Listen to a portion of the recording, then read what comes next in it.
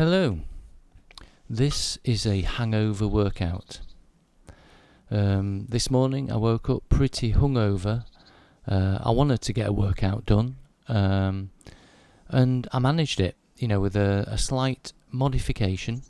I got the workout done. So if you're in the same boat and you have a hangover but you want to get the workout done, you can. I wanted to do my usual routine of a ton of burpees, but the thought of jumping around and doing all that intense cardio just filled me with dread. There was just no way I could have done that without vomiting. So what I thought I would do is change the workout to be something a bit more achievable. Like I say, running around, intense cardio, jumping about is likely to make me want to puke, whereas I know from experience doing some weights, for some reason I find that much easier to do. So here we are doing some weights. It's a very simple routine. I'm just doing a few deadlifts and then I'm going to move on to some bent over rows. So the last time I did any deadlifts was way back in, I think, May, last year now. And I got up to doing 5 sets of 10 with 60 kilograms. So, I ain't no power lifter. And it's been a good number of months since I've done any deadlifting. So I thought I would take it easy, especially with me having a hangover.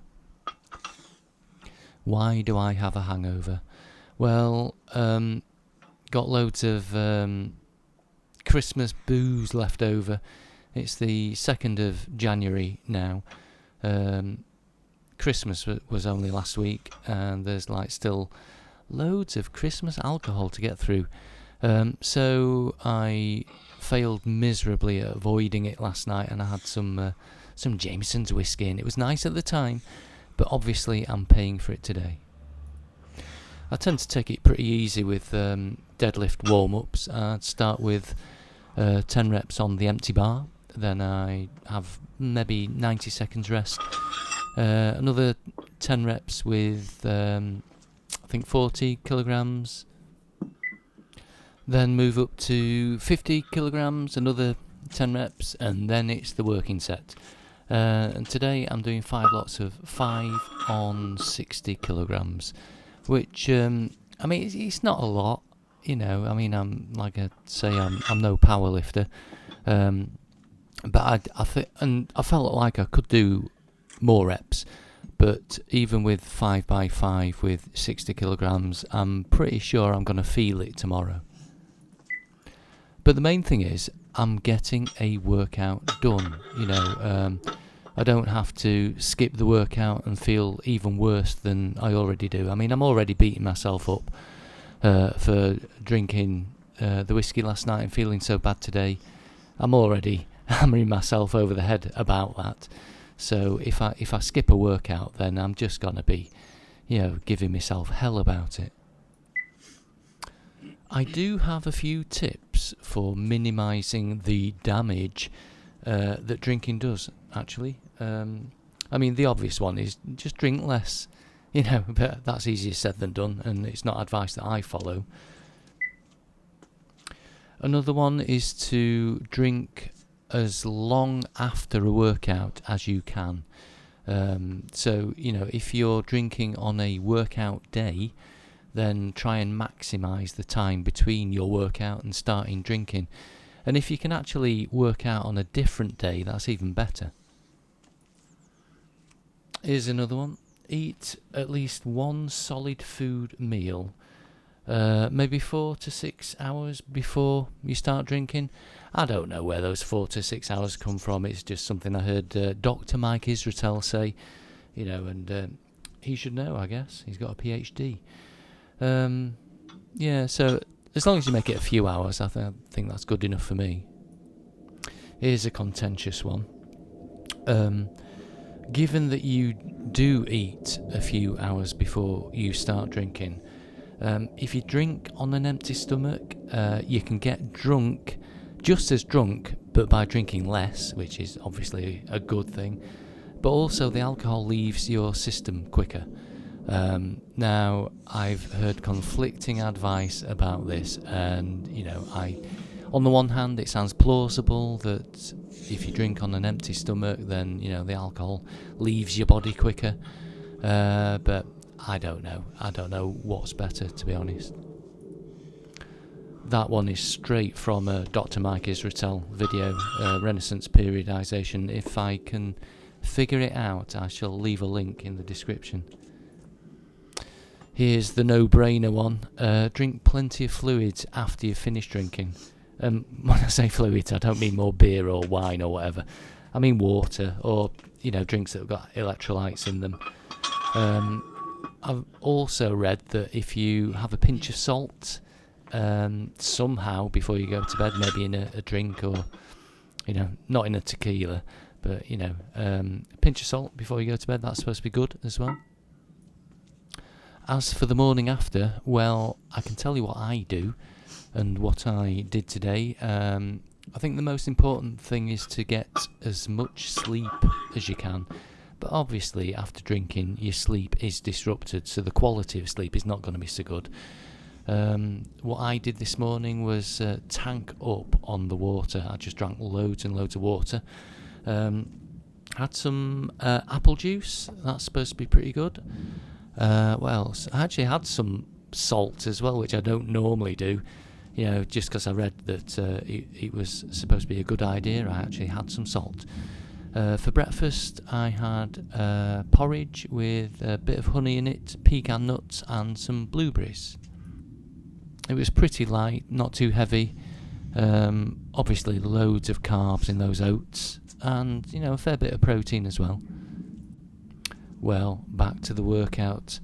It was a weird day because I went for a walk in the morning and it was chilly. But when I started working out, I felt quite warm. And because I thought it was going to be chilly, I'd actually got my gloves on because the bar was freezing cold.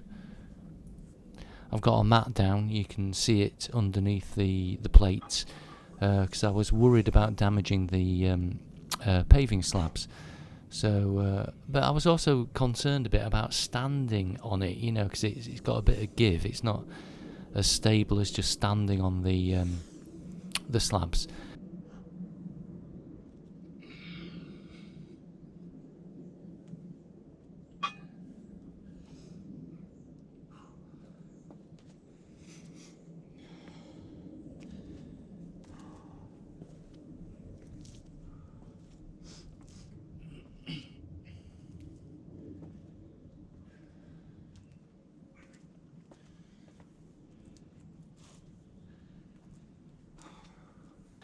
You see me putting down something there. That is my high-tech set counter.